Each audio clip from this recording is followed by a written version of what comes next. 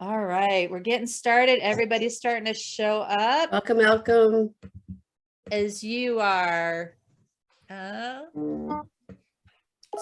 folks are joining us, go ahead and say hello in the chat. Let us know that you're here. Let us know where you're from. Let us know, like, if you want to, how old your kiddo is. Just say hi, wave, check us on sound and audio and all that other stuff. Glad you're here. You'll find both a chat and a Q&A. We'll get started in just a couple minutes as we let everybody in.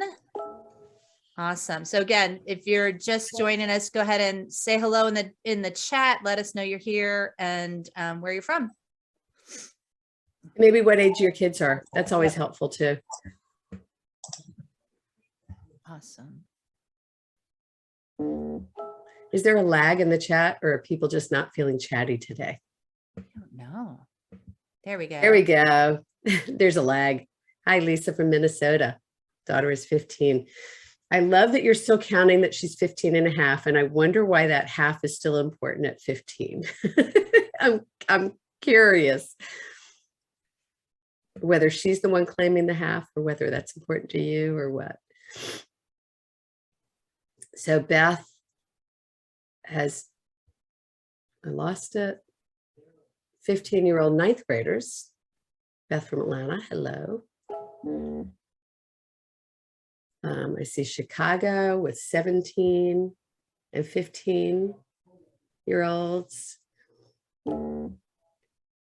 Rachel has grown children, but works with 11 to 18-year-olds, mostly who have ADHD. 13 and 15, so we've got a good range here for you, Sheila. Elaine, I need to go pop to another technical difficulty. Can you take a lead for a second? I will. Do you want me to wait for a minute? I don't know. I don't think so. Hang on a second. Let me just mute my, so you guys aren't hearing all the beeping. I'm not hearing you. You're beeping. Okay. Are you, Sheila? I'm hearing a buzzing, like from a phone on a desk or something like that. Oh, that's me. I can mute Okay. that. That one's me. Okay, I feel like we've got people coming in. I think we've got a good established group. Diane, I think we should go ahead and get started, and then I'll release you to handle whatever you need to handle. They figured out they've got it, so they just let me know they got it, and I love when they have it. I do too. So welcome everybody. It's great to have so many of you here from so many different places. That's always, and what I'm seeing is people are from all over the place, and the kids we're talking about today range from 11 to sometime above 20, but mostly teenagers.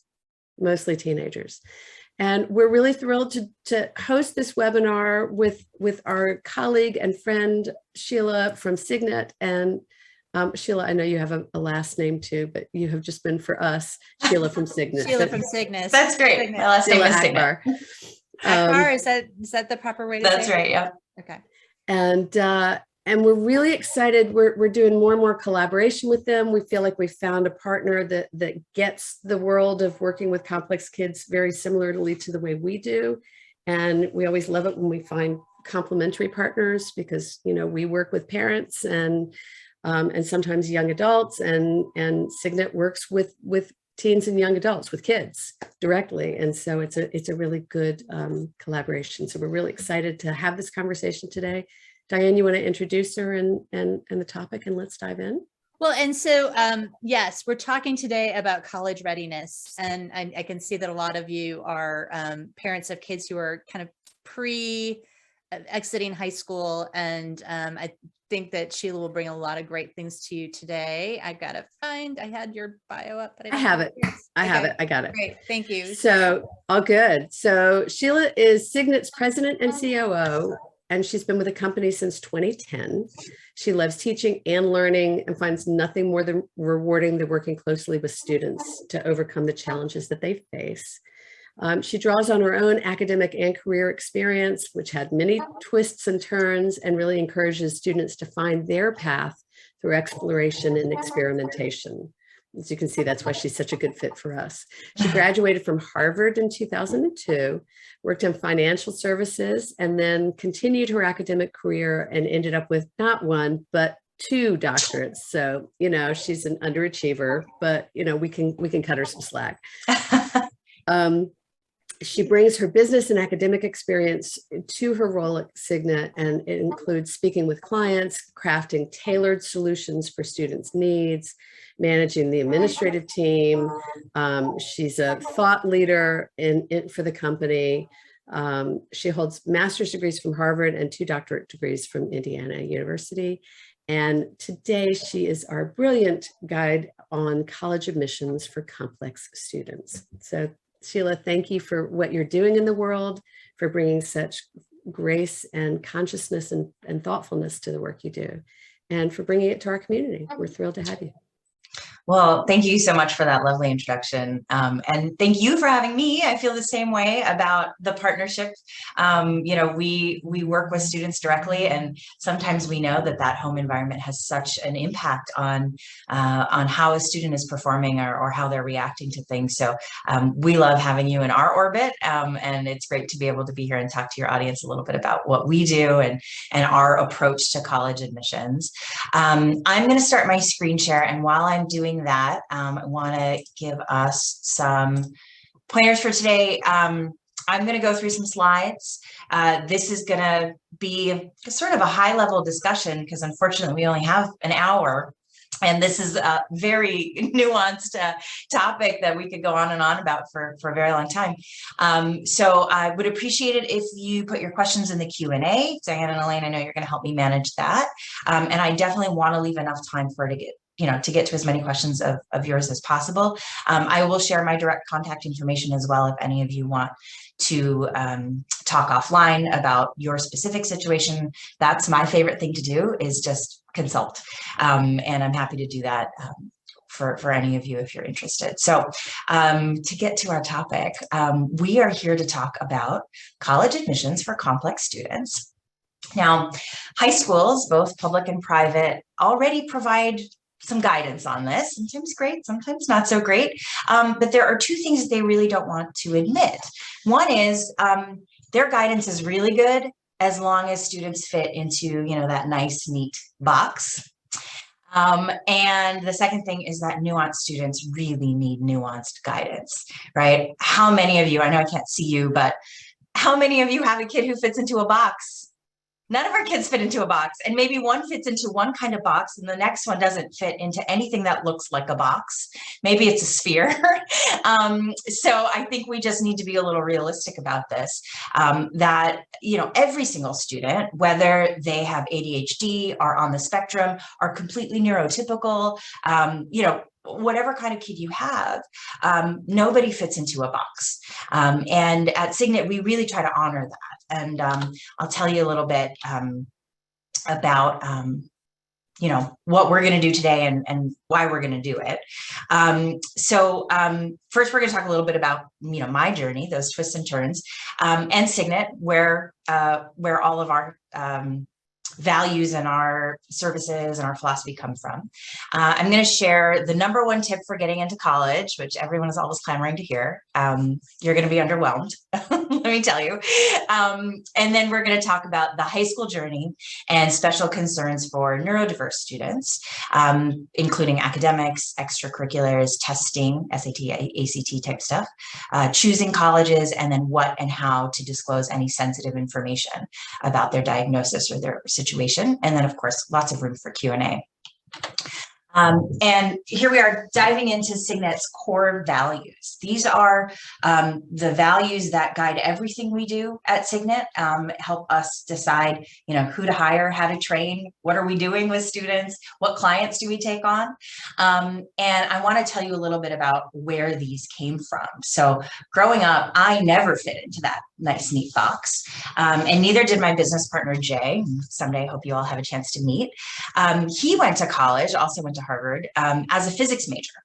and he came out with a degree in comparative religion, and only recently got diagnosed with ADHD and executive function challenges as an adult at the extreme prompting of me and his wife. Finally got him diagnosed. I went into college as a pre-med from a family of doctors, and I ended up with a PhD in literature. And now Jay and I run this education business together. And drawing on our experiences, we realized if we put these specific values first, we can both serve students on their authentic journeys of learning about themselves and their place in the world, and also be that partner that we wish parents had. We wish our parents had, assuring them that it's actually a strength to not fit into a box, and that we can focus on growth and developing independence while meeting the student exactly where they are, right? So obviously, Elaine and Diane do that great work with parents, helping them accept this and learn how to, communicate around things like this. And we work directly with the students to help them build their own independence and skills and chart that path to wherever they may want to go. So we take an integrated approach to academic support. We call it a Pathfinder approach. Not that there are these paths out there and you just kind of open a door and find one, but really you've got to create your own path and find your own path. So these are kind of all of the services that we do, but we do them in an integrated manner. And today I'm going to talk about that red arrow the most, the college application process. And I will touch on the test prep and the planning and the personal vision a little bit in this presentation, because as I said, we take a very integrated approach to all of this, but we do a whole lot more than that. So be happy to talk to you about any of it if you're curious. So here's that number one tip for getting in. It starts with reflection and developing goals and developing your own definition of success. And this is a place where mentorship can be really helpful, but it does start with reflection. And this might be something you're able to do with your student or something your student's already really good at. And you need to reflect on, like, what are we even doing here? What are they striving for? Who are they trying to please? Are they trying to please anybody? What are their strengths? What do they want to improve or change? What is meaningful to them? And as we kind of get clearer on these questions, the picture will start to come into focus, and that's going to give them that North Star of what to aim for, how to make decisions about what's coming up for them in high school, and how you can help them make the best decisions for themselves, given what they know about themselves, what they value, and what's meaningful to them. And of course, all of you are telling me, come on, I've got a teenager. This changes every day, or I can't get them to talk to me. So this is hard, and I want to acknowledge that. And this is where an outside coach or a mentor can really be helpful. Someone who is not a parent, who can be a sounding board for them and help them think through, what these questions even mean, what a vision might look like, and how that will then inform their high school journey, right? And we talk about a sense of vision, and it's a sort of a future that they want to aim for. It could be college or career oriented. It could be lifestyle oriented. It could be some sort of positive vision. I want to learn to code in Python over the next year. Or it could address a problem. I don't want to spend 6 hours a night on an assignment that takes everyone else 2. Right? But they have to understand for themselves what is the thing they want, because that's the motivation you're going to tap into as they go through the rest of these things. And there are going to be things they have to do that they don't want to do. But if you can connect it back to this vision, if you want to go to a college that's on the other side of the country and do this kind of career, you're going to need to do X, Y, and Z, even if that X, Y, and Z thing is kind of a pain, right? And a lot of these things are. Right. And that vision, as I said, is that guiding North Star, and it will take time to develop. It's not something that you're going to get in a month. or even at the start of high school. This is something that's going to grow and change as they go through this process. And when it starts to hit that sweet spot of meaningful growth for the student, it's so transformational and extremely empowering. And we've seen it with our students. We've worked with students since 2005. And it's just amazing, the trajectories that they then set for themselves. And it's also important to know that it's not going to be a straight line from where they are to where they want to go. This mountain is, somewhat straight, but, in reality, this is a zigzag path, and it kind of doubles back on itself and takes weird turns. But there is a balance between being strategic, aiming for this goal, and being opportunistic, saying yes to opportunities that may move you towards this goal, even if it's not in a straight line.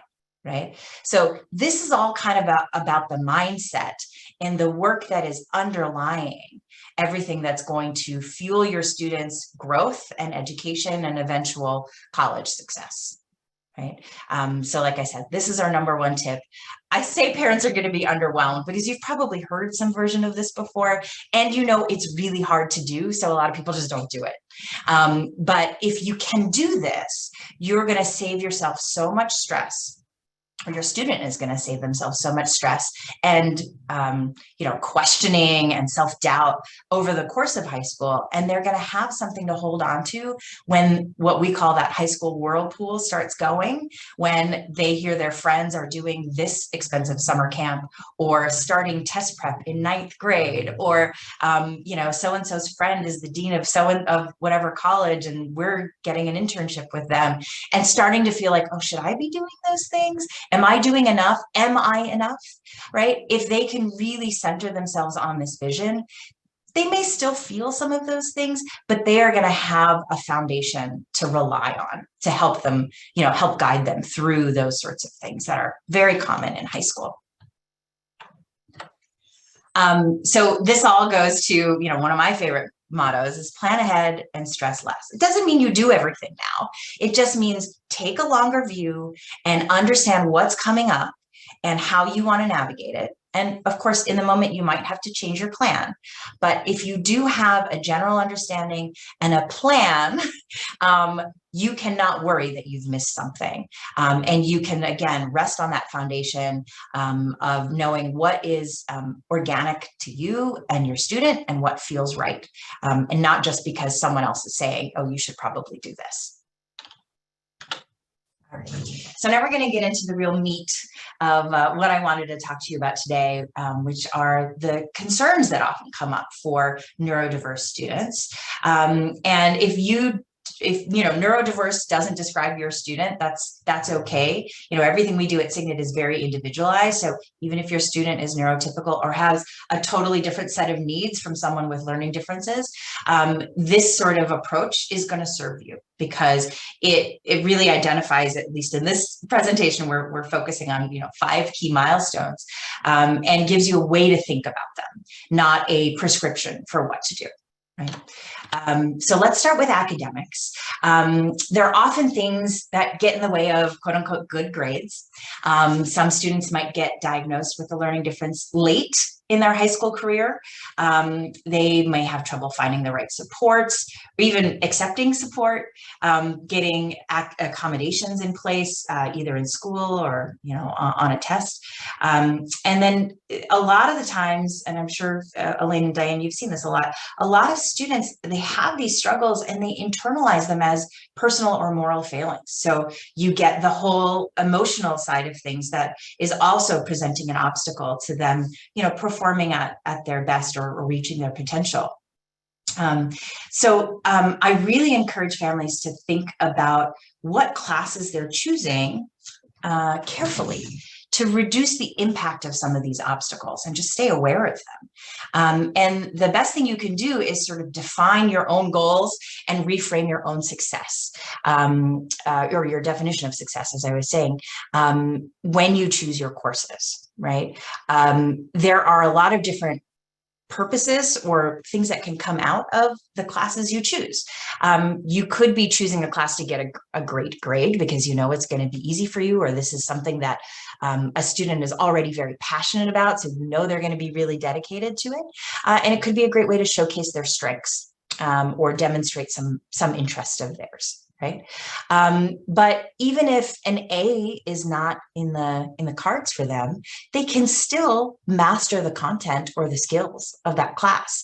And saying that, you know, I'm going to take this math class, let's say, because I really want to master the problem solving aspects of a geometry class. And maybe the grade's not amazing, but you have a way of knowing that they have mastered that content. You are successful. Right. So I guess the short story of this is don't let the grades tell you whether you're successful or not, and define for yourself what success means.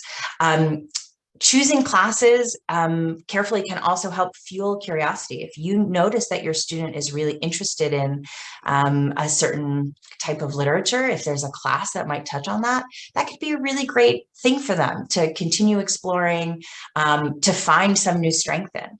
And then one thing that you want to keep in mind through all of it is you want your student to challenge themselves, but not too much. Not every student needs to take 10 AP classes. Not every student needs to take one AP class. You know, that is not a requirement to get into, you know, even the most selective of colleges.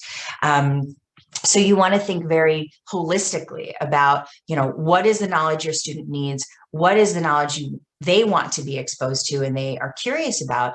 And how can you help them get that through the classes they're choosing without having them feel like they have to always take the hardest class or they always have to do the most? Right? Making the definition of success for each class a thing that you write down and talk about explicitly can also really be helpful.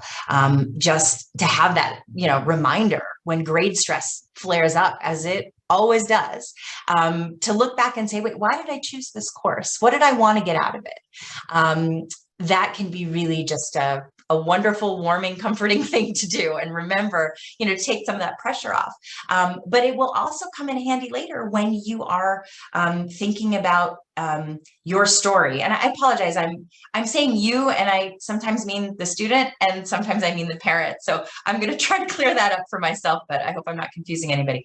But when a student is going to think about their narrative for college applications, they could look back at why they chose the classes they chose.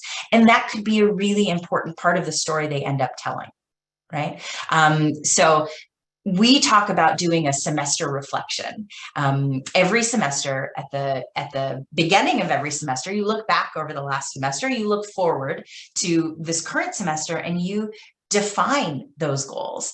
And then you revisit them periodically throughout the semester or at the end of the semester again, so that you have a sense of that trajectory that you've created for yourself. And it can be very powerful for students and help families also feel like, oh, we don't have to get the 4.0. If it's, you know, within their reach, of course, you know, you want them to do as best as they can and that to be demonstrated on the transcript, but it doesn't have to be a 4.0 to be a very successful high school academic record.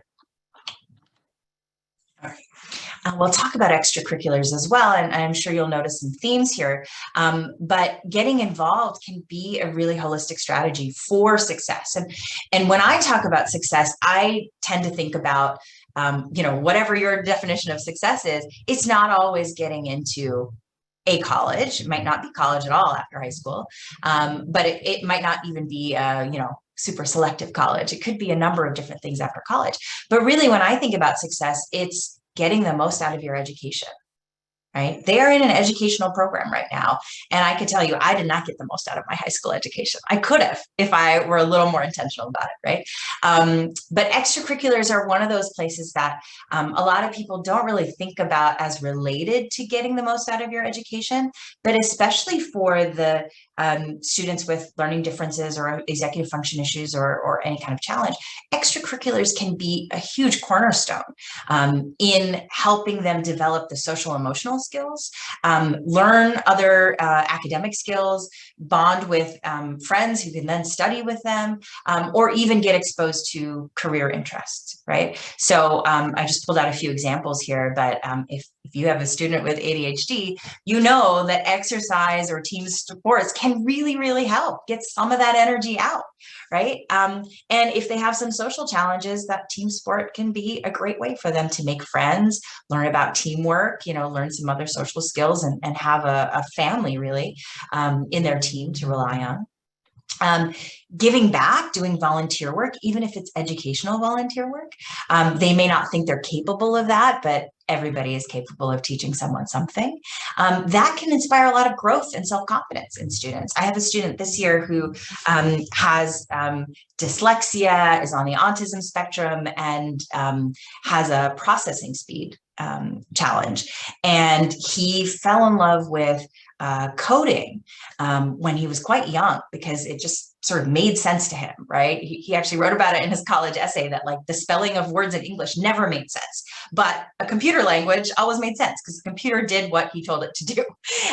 And he started tutoring other young kids, middle schoolers, in some basic coding, and like reflected on how far he's come from when he was that age, thought he couldn't do anything right, felt like he was coming up against brick walls everywhere, but then started giving back in this way and volunteering with other students, and saw the confidence he can build in other students, and the confidence growth in his own life and his own abilities is really transformational.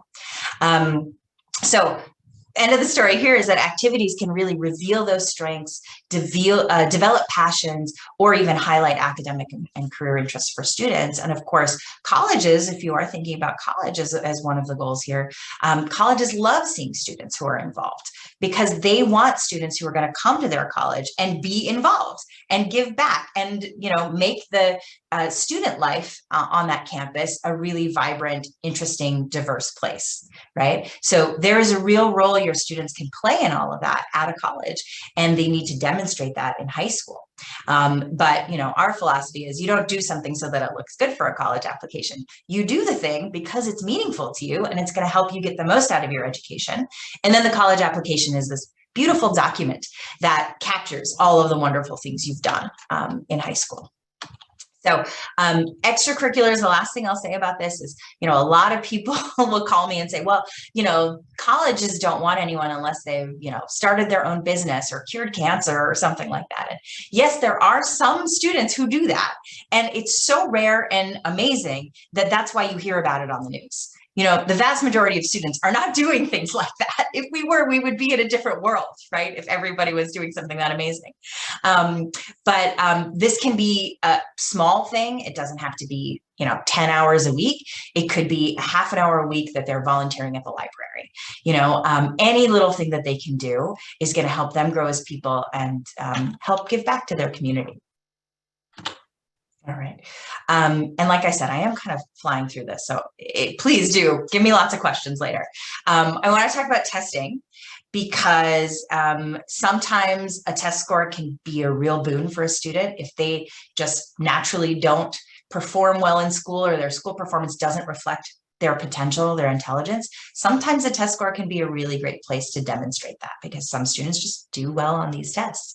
And then, of course, the opposite is true as well. Some students do very well in their classes, and when they're presented with a timed, standardized test, everything falls apart.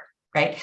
And that is actually one of the reasons so many colleges are moving to test optional, where they don't require an ACT or an SAT score in order to apply for admission. So that has been happening. That shift to test optional has been happening over the last 10 years or more. And before the pandemic, there were about 1,300 colleges in the United States alone that were test optional. And then, of course, the pandemic hit and everybody, almost everybody, went test optional. And many colleges are committing to be test optional for the next several years. And what they're doing is really testing out, can they put a really good college class together, even without this little piece of information that's the test score. And statistics have shown that test scores are not more predictive of college success than grades. right? And so colleges are kind of testing that out for themselves as well. But there are situations where test score can be helpful. If they're required, of course, you're going to have to do them, right? So you might want to spend a little time developing the college list first before embarking on this question of testing. But sometimes they're required for admission. Sometimes they're required for athletic eligibility or a scholarship that you might be interested in. So you've got to check all of these different places. And then if the student can score above the college's average, then it's going to be helpful to the student in their admissions process, right? And it's hard to know those two things. So what we recommend is doing a set of free practice tests, one of the ACT and one of the SAT. Every college that accepts tests accepts those two tests equally. There's no preference between the two of them. So you do a free practice test of each one, and then you assess, right? So you'll assess the scores, the students' own experience of the test, how easy it was for them to move through the test, whether they ran out of time, things like that. Then you can decide from there, you can decide which test they should focus on, or if they should do a test at all, right? You can also sort of see, is this something that's going to cause a lot of anxiety and stress for your student? Do they have time to focus on this given whatever their other commitments are? And that other commitment may just be regular schoolwork if they need to really put more time into schoolwork, and this would be a distraction from that. And then timing. This is a complicated, nuanced question. It's hard to fit into, a 5-minute slide here, but some students are in the musical, or they've got sports, or they're going to be traveling, and it's hard to find time when they can really consistently practice and prep for a test and then take a test. So there are a lot of variables that go into deciding whether you should do a test at all. And the easiest way for you to figure this out is just give us a call. We do free practice tests. You'll get a report for each test they do. You'll have a free call with me or one of my colleagues to go over those results and understand what it really means, right? And when we do this, we talk about, as I said, the scores and the student's experience, and we use that to say, okay, you should focus on this test, and this would be an ideal time frame given where they are now and what we think they can score. And these would be the kinds of colleges that these scores might open the doors for. In some cases, we have students do a practice test, and I say, look, you could do this, and it will take you 9 months of prep and a lot of tears, and maybe they will get a score that will help them at the kind of colleges they're interested in. But I really recommend go test optional, focus your time, reinvest that time that you would have spent on this into grades or extracurriculars or a summer activity. And that's going to move the needle more for you in college admissions than a test score, right? So once upon a time, it was sort of like, you really should take a test, but a certain small subset of students could do the test optional route.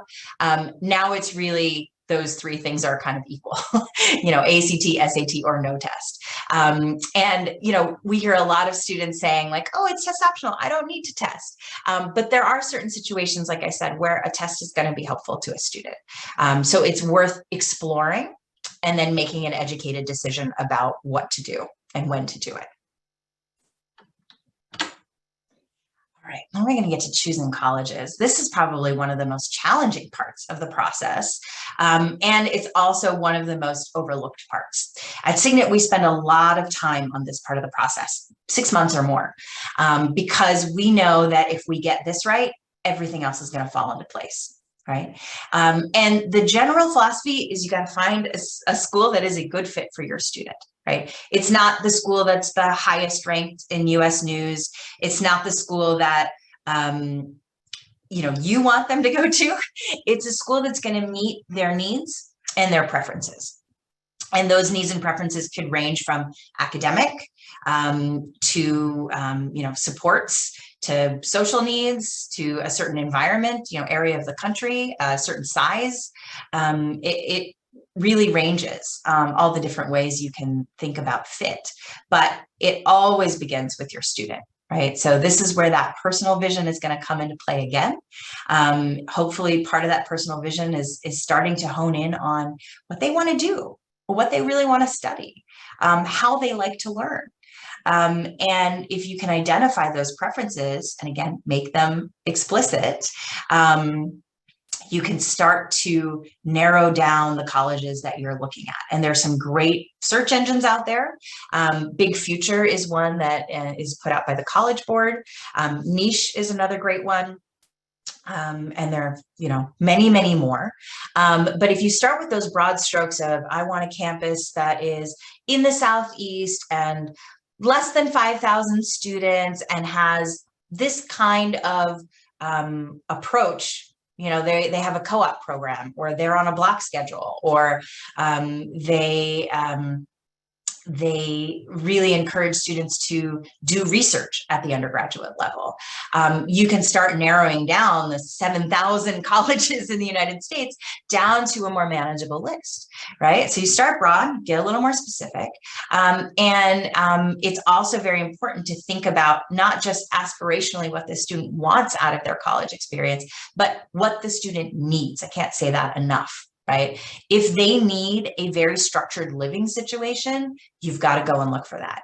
If they need access to on-campus tutors, you have to go and look for that and make sure you're taking notes on this. When I work with students, I have this just massive spreadsheet where we're keeping track of all of the things for each school, including the stats. You know, what is the average test score, or what is their testing policy? What is the admission rate, and things like that. And it can be very useful in just keeping your information organized, but also you can look down the rows and start to see some commonalities and say, oh, this is the kind of school we're really looking for, right? These sort of pieces keep showing up. And then you can talk to your high school college counselor, or if you have an independent counselor, and say, this is a school that we really like. Are there other schools out there like this? And they'll be able to help you find those schools. And then you also want to look at reviews. So I mentioned niche.com has real reviews from students. And you want to remember, I call it the Yelp factor. People only leave reviews if they're really, really happy or really, really upset. So you've got to kind of take it with a grain of salt. The reality is probably somewhere in the middle. But look at reviews, particularly reviews from people who, you know, seem like you or concerned about the same things that you're concerned about, and ask questions, right? You can ask questions of people you know who have gone there. There might be students from your students' school that have gone off to those colleges. See if you can get in touch with them. The admissions offices of these colleges are always happy to put prospective applicants in touch with current students. There are information sessions you can go to. An admissions rep might come to your school or to a local college fair. Just ask all your questions, right? They're not going to see you as like the annoying parent with a million questions. They're going to see you as a person who is really interested in their school. And take note again of all of your answers, because you will use this information later in the process when you are writing your application. So save it. And the thing that I like to say about choosing colleges, it's like half the battle. If any of you guys remember G.I. Joe, choosing the colleges is really half the battle. You got to find the right places. And if you find the colleges that match your student has a higher chance of getting it, because they are looking for students like yours. So the better the match, the greater the success. And then you got to put all these pieces together, right? You take that future vision, the needs and wants that, you know, been articulated, and the college list, and you put all of those together, and that's how you figure out your application narrative, right? And by narrative, I mean the story that your application is telling, not just in the essays, but throughout all of the pieces that are involved in the application. So the transcript, the classes you've chosen, tell a story about the student, about their interests, their skills and strengths. The extracurriculars, tell a story about the student, what they care about, how they want to spend their free time, how they give back and engage with their broader community. And of course, the colleges that you choose will also impact your narrative, because, you know, certain colleges prioritize certain types of learning, like I mentioned, undergraduate research or maybe study abroad. If that's a thing that's common across all the colleges, you might want to talk about why studying abroad or why doing research is so meaningful to you in your essay, right? Maybe you've had an experience, you, the student, has had an experience going, traveling to another country, and they had some sort of amazing experience there. Maybe that's something that gets integrated into one of the essays. Or if undergraduate research is something that they're prioritizing in their schools, maybe there's some kind of research opportunity they've had or exposure they've had that really struck a nerve with them, that this is something I would really like to do. Or I learn better when I'm doing this sort of hands-on work. And that can be something that goes into the application somewhere as well. And again, it's not all in the essays. The teachers are telling part of this story. The high school counselor is telling part of this story. But all of the actions that they take as well, the classes they choose, the extracurriculars and things like that, also tell that story. So we put all the pieces together. And then you write these essays. And instead of really talking about, how to write an essay, I wanted to focus in on, what do you disclose and how do you disclose? If there is a diagnosis or a challenge or a break in the student's transcript, how do you handle that, right? And at the vast majority of colleges, they use what's called a holistic review process, which is their way of saying, we're not going to tell you how we do it, and we might do it differently for every student. So it's important that you give the admissions office as much helpful context as you can in as many places as you can. You don't want to repeat yourself, but give them the information they need to really understand your student situation. But you want to balance that with, the fact that college admissions is quite selective, and colleges may want to choose a student who doesn't have certain challenges over a student who does, right? So we recommend being very thoughtful about what you disclose and how you disclose it, right? General recommendation is not to talk about how I overcame my dyslexia diagnosis in your main essay, right? There are definitely some students who I think that is the right strategy. I mentioned one student who started tutoring other students in coding. That is such an amazing story for that student that was the main subject of their essay. And I think they pulled it off really well. But the main essay is a place for you to focus on your personal story and your strengths. And it's tricky to talk about challenges because you never want to seem like you're making excuses or asking for pity in some way, right? But if there is a really amazing story of triumph, persistence, dedication that comes out of whatever challenges the student is facing, that can be a good place to talk about it. There are also college-specific essays, and those are really meant for students to be able to articulate why they feel they're a match with a certain college. So this is where that college research and all those questions you ask, that's where this comes back into play. And you do need to be very specific, right? I like to give the example, I did my PhD at Indiana University. Indiana has this amazing collection of first edition Sylvia Plath poetry collections. And no other university has them, only Indiana. Now, they paid a lot of money for that. And they did that because they want to attract people who want to study Sylvia Plath, right? So if you could talk about your love for Sylvia Plath and how IU is the only place you can go to have access to this amazing collection, they're going to love that because for them, that's their investment paying off, right? And it's clear that you can only do this at Indiana University, right? So you want to talk about those aspects that really make you a fit with those specific colleges in those essays. And again, that set of essays is not always a great place to talk about a learning difference or an academic challenge. The recommendation letters, you'll have usually 2 from teachers and 1 from your counselor. You don't have control over the content, but if your teachers and your counselor are aware of your story and the challenges you may be facing and how you've been dealing with them or how you're trying to overcome them, this can sometimes be the best place for those challenges to be disclosed if you want them to be disclosed, right? Because it never sounds like you're making an excuse because someone else is talking about, we know the student came in, they were on an IEP, they were really great at talking to me about what they needed, really great about asking questions in class. They were, dedicated to working with their executive function coach or whatever it is. And their persistence paid off in my class, right? And that's always going to go over well, even if it is disclosing an academic challenge like that, and is a little easier to navigate than, a student telling their own story in one of these essays. And then on most applications, on the common application or many of these other application forms, there's a section they just call additional information. And they say something like, if there's anything else you think we need to know, please write it here. Right? And this is meant to be a factual statement, not an essay, where students can disclose any context they may feel is helpful. So we work with a lot of students who are athletes, and they had a concussion, and their grades started slipping, and then they got some treatment or got some coaching, and they got some help, and their grades came back, and they may want to explain that. Right. But instead of saying, oh, my grades fell because I had this concussion, it's more like, in the summer of 2019, I had a major concussion in a game, and I struggled to kind of find my footing. But then this is how I resolved that problem. Right.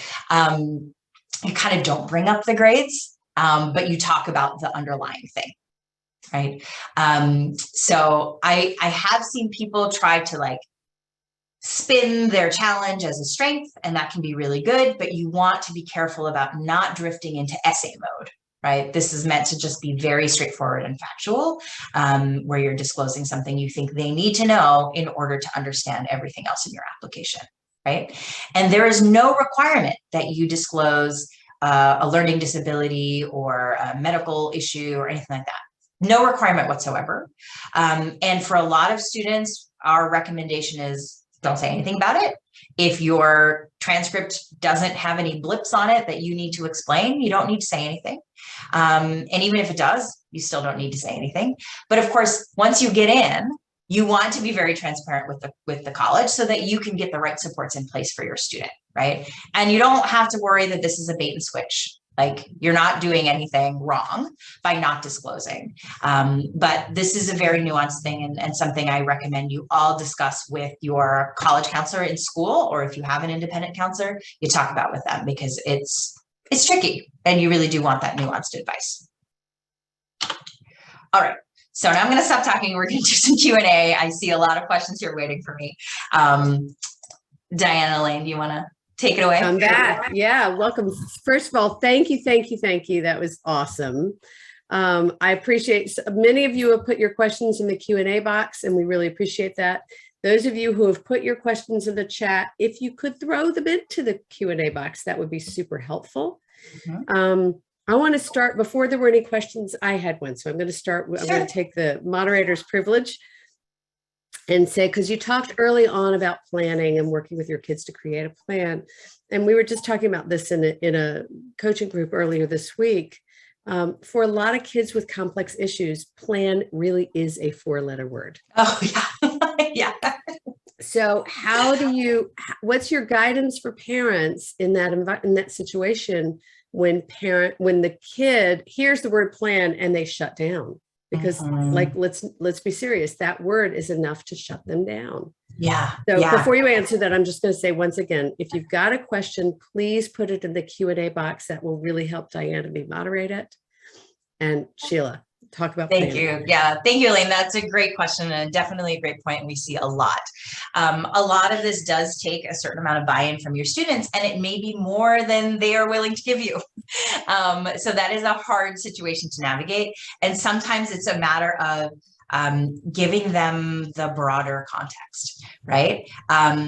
Sometimes if you can help them see, if we spend 5 minutes talking about this, or half an hour, whatever it is, starting to talk about this, it's going to relieve a lot of stress and anxiety later on, right? And of course, a lot of students are just not future oriented, like they can't even think about next week. So that might not be a winning strategy.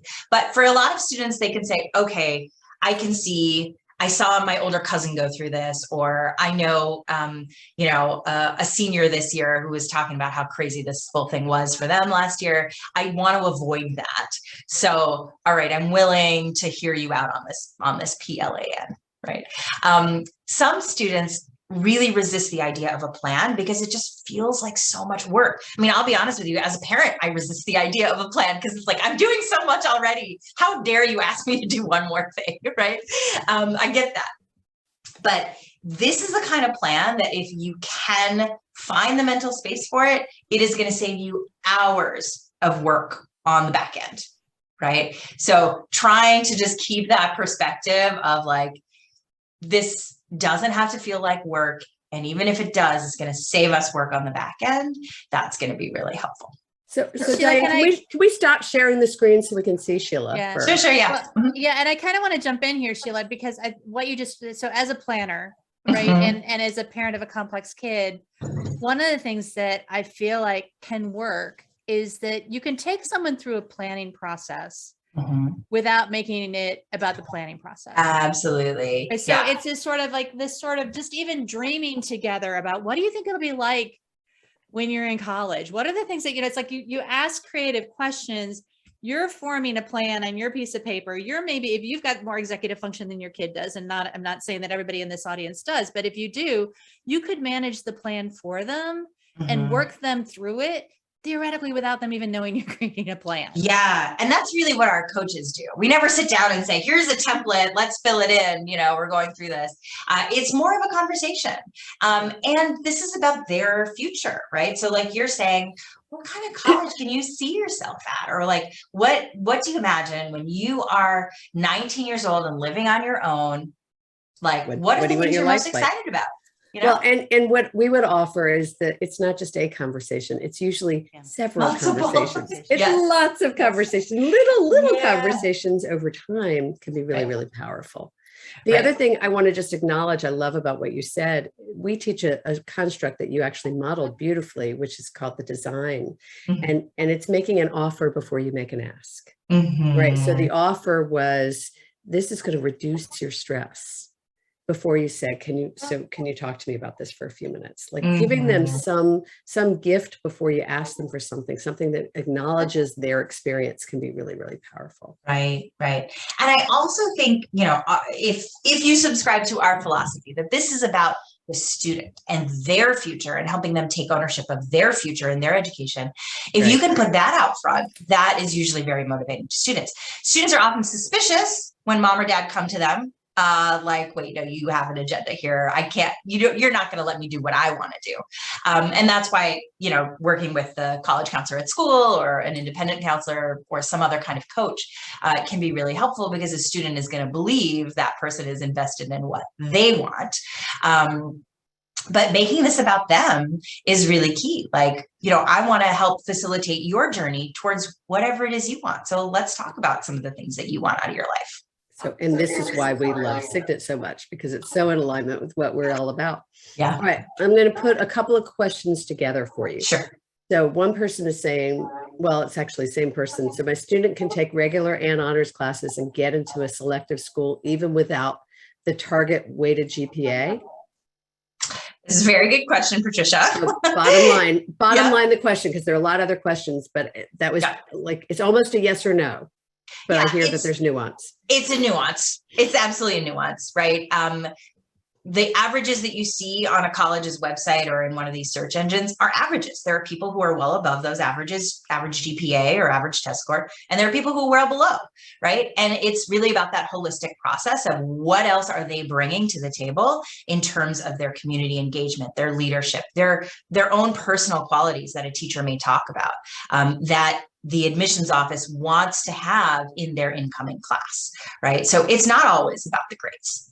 Right. Well, and what I was reading between the lines there, because there was this language about the most selective schools, right? Is sort of part of what I think is important is to understand why the thing that's important to your kid or the thing that's important to you is important, right? It's a sort of, if it's about going to a particular school or if it's about going to a particular type of school, or, it's just sort of, what is it, even just that language, prestigious school, what is it about a prestigious school? What is a prestigious school? What Right. is selective school, I think is the language that was used in the question. But even with kids, I think about you were talking about the criteria to use to really look at. Some kids are like, I want to go to this school. Well, just pausing, taking a coach approach and saying, well, what is it about that school that is really intriguing to you? Right? Yeah. Just sort of, oh, well, Sarah's going there. So you know that like the most important thing to them in their criteria is they want to be somewhere where they have friends, or they want to be somewhere where Sarah happens to be. I mean, I don't know which way it is, but it's really getting clear, not on the first answer, but what's underneath it. Elaine. Yeah, I just want to keep us moving on. Yeah, sure. There's just a bunch, and I think that's really, really clear, and I love that kind of explanation of it. I want to check a quick question on resources. Somebody's asked there was a list of resources, a list of websites. Can we make that available? Yeah, I just typed in the answer and then the question disappeared. I don't know if everybody gets it, but certainly niche.com. I can put it in the chat. Well, just give it to us and we'll include it. Sure. Yep. When we share the recording. Also, somebody suggested fairtest.org lists the colleges. Is a great one. Yeah, those are the I wanted to check with you and see if that was a good resource. Yeah, that's a great one. Bob Schaefer runs that. We love him. Okay, so fairtest.org and niche.com, I think I heard you say. Okay. Yes, Heather, the slides are available. You'll get the slides and the recording. Also, you'll get a link to encourage others who you think might want to hear this to register for this and for the webinar that Diane and I are doing next week on fostering independence with young adults. Absolutely. Emily's got a question. When do you start touring colleges and when do you start applying? So as a free gift for your presence here today, you are going to get our guide to college admissions, which does cover this idea of college visits and the timeline. Essentially, you can visit a college at any time. It's your goal for that visit. That might change depending on what year of college or high school they're in, right? So junior year, early senior year visits are like, I'm really thinking about this college and I want them to know I'm here and that I care about them. But before that, it could be, I just want to see what a campus looks like in this kind of setting, right? So different goals. I often recommend, I want your feedback on this because it's advice I give to parents a lot. If you've got a kid who's motivated to college and not if you got a kid you're dragging, right? If you got a kid who's motivated, sophomore year is a good year to, or late sophomore, summer, whatever, to do what I call a look and see tour. Yeah. Which is to go see schools that they're not likely to apply to. So that they can see different kinds of campuses and feel what that feels like without them looking at it and saying, so like if you're on a vacation somewhere, exactly, you're on a trip, so just let them see, what does a rural campus look like? What does a city campus look like? Right. That advice ring true for Absolutely. you? You'll see in this guide that we talk about casual visits and structural visits. And that's exactly what we're trying to do, is help students understand what a size campus looks like, or what a city campus looks like, or the other examples you gave. Great. Diane, is there one you want to hit? Yeah, I think that there's a couple of questions here about, expectations when they get to school. So it's just sort of, how do you find, and I don't know whether this is niche.com or not, but it's like, how do you really kind of look and evaluate what support is available at schools for some of these kids? Yeah, well, it starts with understanding what you need and what you want, and then going and asking the questions or looking. Most schools have an Office of Student Support. It might be the Student Disability Service Office or something like that. So you've kind of got to look around a little bit because they call it different things. Accessibility services is a big one. Sure. Yeah, exactly. So you do need to kind of look through there and see what's available. But I think it's really also important to think about what kind of confidence does your student need? What kind of self-advocacy skills do they need to be able to get those services, right? You can do so much as a parent, but they're going to be over 18. They're going off to college. They also, even if you line everything up, they have to take advantage of that.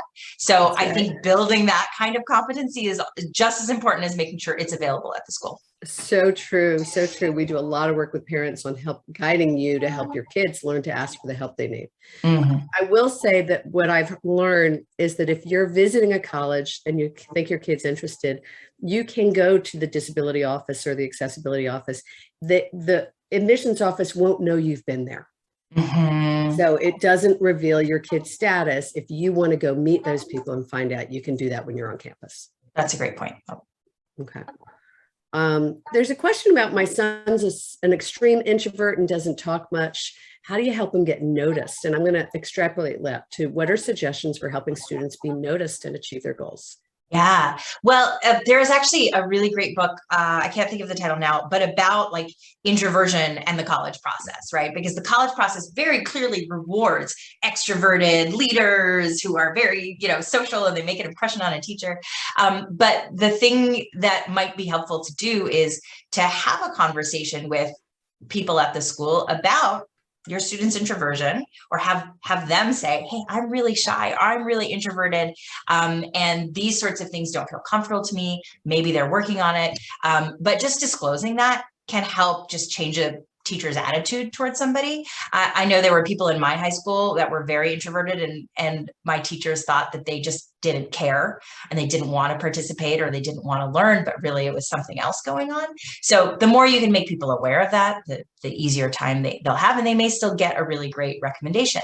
The other thing is there are a lot of teachers who are introverts, and they'll really bond with a student who is an introvert, and can write an amazing recommendation for a student. So it's sort of in your best interest to kind of be aware of all of the people in the school and think about who your student could form some sort of relationship with, because that's important.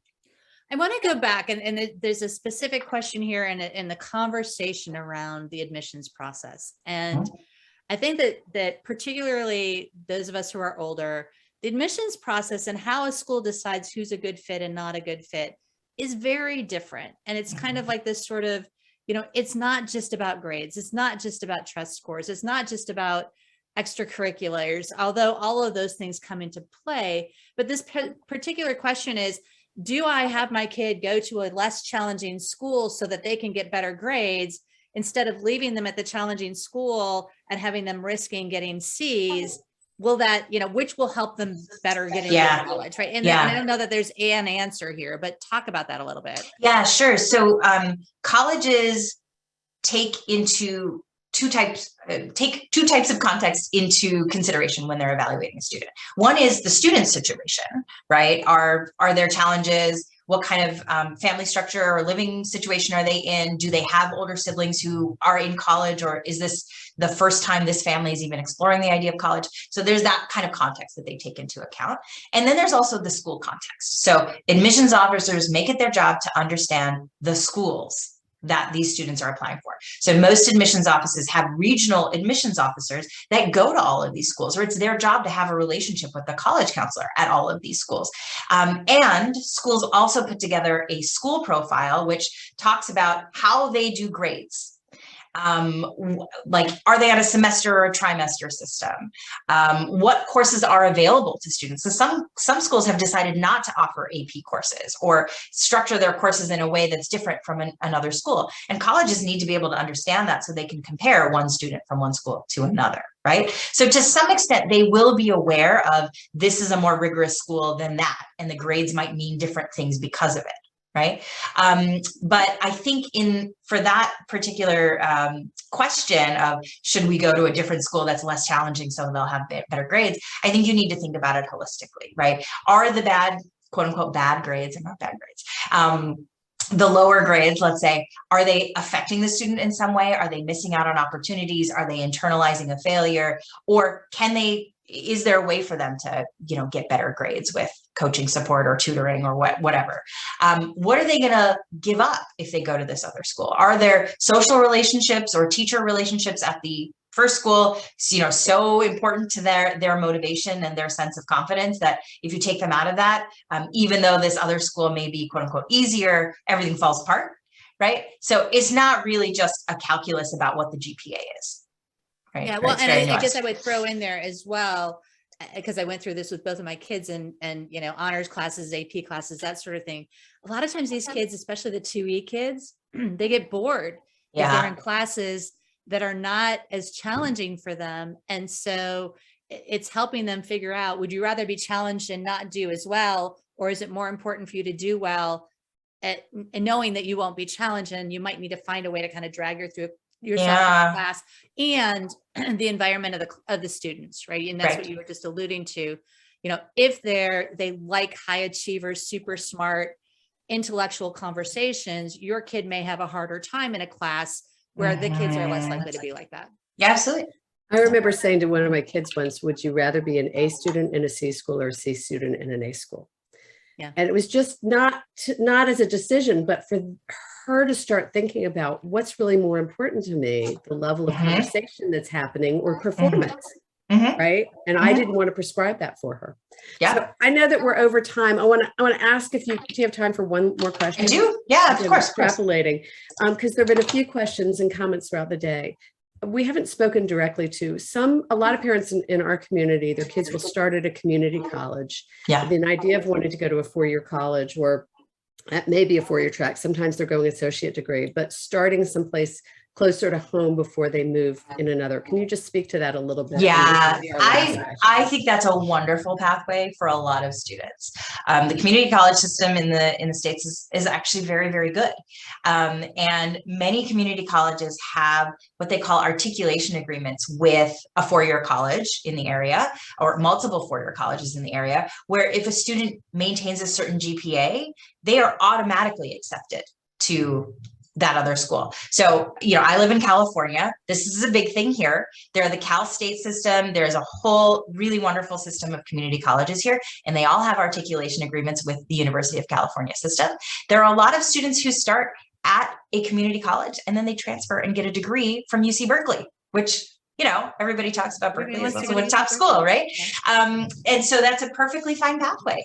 And it allows the students to kind of start college on their own terms, work on other skills while they are, you know, slowly ramping up in the academics. And it can be a really, really successful pathway. So, and I want to, I'm sorry, Elaine, I want to do one more question, right? Which is Sheila, several people, and we got an email already from somebody outside of what's going on here.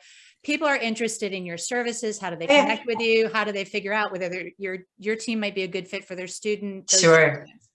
Yeah, that's great. Thank you for that question.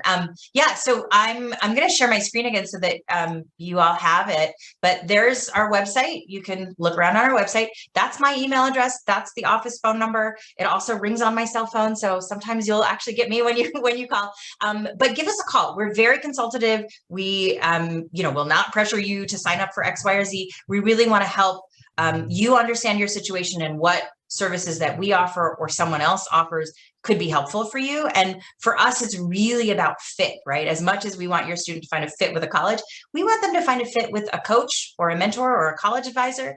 And sometimes it's just not a good fit, but we know lots of people in this space. We can introduce you to people who are a good fit. Also, if I can change my slide, in the follow-up for this webinar, you're going to get a link to download our free guide to college admissions, which is, it's a lot of pages.